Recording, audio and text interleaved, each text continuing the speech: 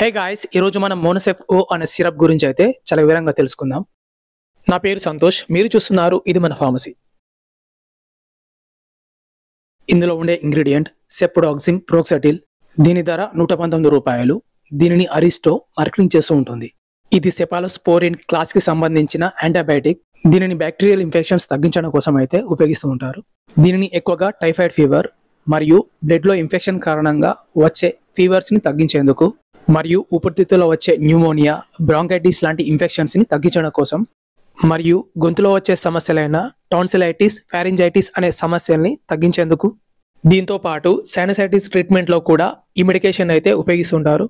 మరియు దంతాల చిగురు సమస్యల్ని తగ్గించేందుకు, సెల్యులైటిస్ లాంటి స్కిన్ ఇన్ఫెక్షన్స్ని తగ్గించడం కోసం, చెవిలో వచ్చే ఓటైటిస్ మీడియా లాంటి ఇన్ఫెక్షన్స్ని తగ్గించడం కోసం, దీనిని ఇంకా కిడ్నీ మరియు మూత్రాశయంలో వచ్చే బ్యాక్టీరియల్ ఇన్ఫెక్షన్స్ని తగ్గించడం కోసం, ఇంకా వీటితో పాటు బోన్ అండ్ జాయింట్స్లో వచ్చే ఇన్ఫెక్షన్స్ని తగ్గించడం కోసం. ఈ మెడికేషన్ కేవలం బ్యాక్టీరియల్ ఇన్ఫెక్షన్ని తగ్గించడం కోసం మాత్రమే ఉపయోగిస్తుంటారు. ఏదైనా వైరల్ ఇన్ఫెక్షన్ అయితే ఈ మెడికేషన్ ఉపయోగపడదు. ఈ మెడిసిన్ వాడిన చాలా తక్కువ మందిలో మాత్రమే ఈ సైడ్ ఎఫెక్ట్స్ని మనం గమనించవచ్చు.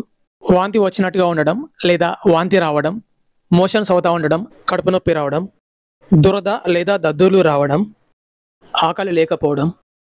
దీని యొక్క డోస్ మరియు డోసేజ్ గమనించినట్లయితే దీనిని ఆహారం తీసుకున్న తర్వాత ఈ విధంగా 3 రోజులు లేదా 5 రోజులు, కొందరిలో అయితే ఈ డోసేజ్ అనేది 1 వీక్ వరకు కూడా ప్రిస్క్రైబ్ చేయబడుతుంది. పేషెంట్ యొక్క హెల్త్ కండిషన్ బట్టి ఈ డోసేజ్ అనేది డాక్టర్ గారిచే నిర్ణయించబడుతుంది.